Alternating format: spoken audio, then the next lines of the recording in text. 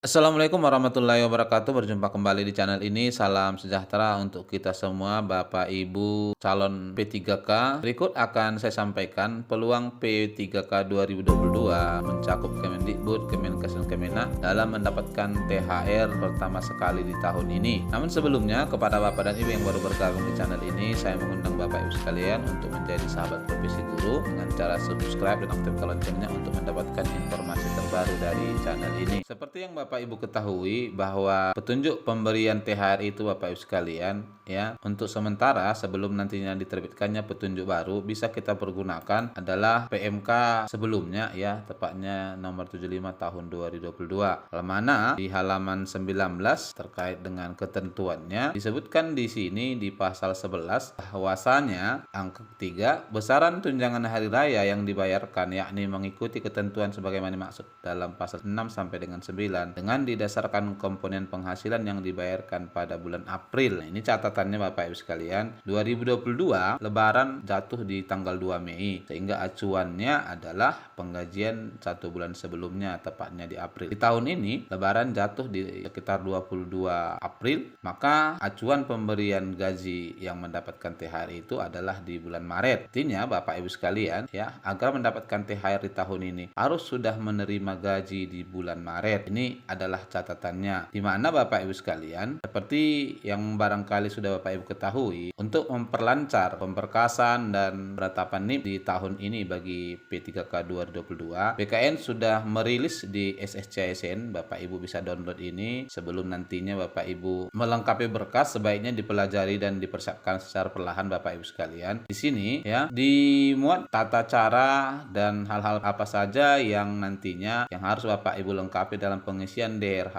daftar riwayat hidup di SSCSN. Ini ada 10 dokumen yang harus nantinya Bapak Ibu upload ya, silakan dipelajari. Namun yang menjadi poin pembahasan kita Bapak Ibu sekalian adalah terkait dengan peluang Bapak Ibu sekalian dalam mendapatkan THR di tahun ini. Mana untuk beberapa kementerian, salah satunya adalah Kementerian Kesehatan Bapak Ibu sekalian, ini sudah mulai merilis pengumuman terkait dengan pemberkasan ya. Ini saya ambil salah satu contohnya adalah untuk Kabupaten Empat Lawang. Di sini sudah disebutkan poin-poin penting yang nantinya harus dilengkapi ya saat pemberkasan. Di suratnya ini yang paling penting kita mau analisis adalah terkait dengan kalau ini tadi syarat untuk kelengkapan DRH-nya ya sejalan dengan yang termuat di petunjuk yang dibuat oleh BKN di SSCSN. Nah, catatan pentingnya di sini Bapak Ibu sekalian adalah di poin ke-7 ya, dijelaskan di poin ke-7 di sini, penyampaian berkas kelengkapan dokumen usul penetapan nomor induk P3K tenaga kesehatan berupa hard copy dan soft copy yang tadi ada 10 dokumen itu secara rinci bisa Bapak Ibu pelajari, disampaikan ke Badan Kepegawaian dan Pengembangan Sumber Daya Manusia Kabupaten Empat Lawang pada tanggal 17 Januari 2023 sampai 3 Februari 2023. Ini adalah pemberkasan untuk pengusulan nomor induk. Jadi dalam hal pengusulan nomor induk ini Bapak Ibu sekalian, jalan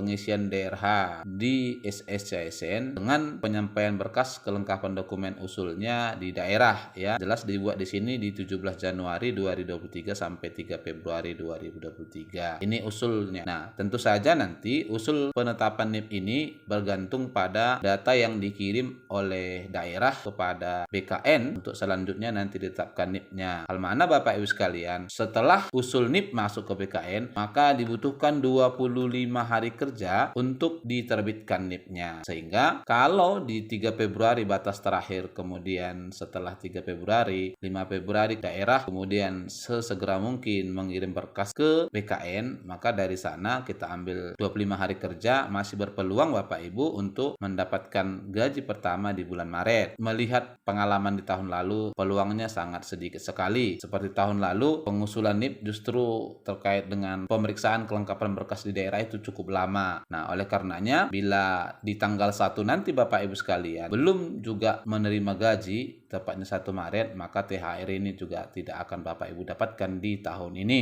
Nah, terkait teknis penggajian memang kalau kita lihat bahwasanya tergantung kepada SPMT ya. Walaupun nanti SK Bapak Ibu semuanya sudah diterbitkan, namun penggajiannya itu bergantung pada SPMT. Jika SPMT-nya 1 Maret, maka Bapak Ibu berhak mendapatkan gaji di bulan Maret. Namun kalau SPMT-nya nanti diterbitkan oleh oleh daerah di atas tanggal 1 Maret, itu maka penggajiannya harus dilakukan setelah bulan Maret ya, yakni bulan April. Oleh karena itu untuk THR-nya juga akan terlampaui. Lalu bagaimana dengan Kemendikbud dan Kemenak Bapak Ibu sekalian? Nah, kalau kita lihat Kemendikbud ya, sekarang masih proses menunggu untuk penempatan ujian bagi pelamar umum ya. Kemudian pelaksanaan direncanakan di 16 sampai 21 Januari, ini adalah pelaksanaan seleksinya. Kemudian untuk pengumuman hasil seleksinya dimulai 2 sampai 3 Februari. Direncanakan Kemendikbud memang baik itu untuk P1, P2, P3 dan pelamar umum, pengumuman yang dilakukan serentak. Setelah itu masih ada masa sanggah 4 sampai dengan 6 Februari 2023. Kemudian pengumuman kelulusannya 7 sampai 13 Februari 2023. Sampai di sini di pengisian daerah nomor induknya Bapak Ibu bisa nanti pelajari pengisian daerah di SSC-ASN itu di 22 Februari sampai 13 Maret. Sehingga usul penetapan nomor induk direncanakan 7 sampai 31 Maret. Nah, kalau ini kita lihat Bapak Ibu sekalian, maka THR di tahun ini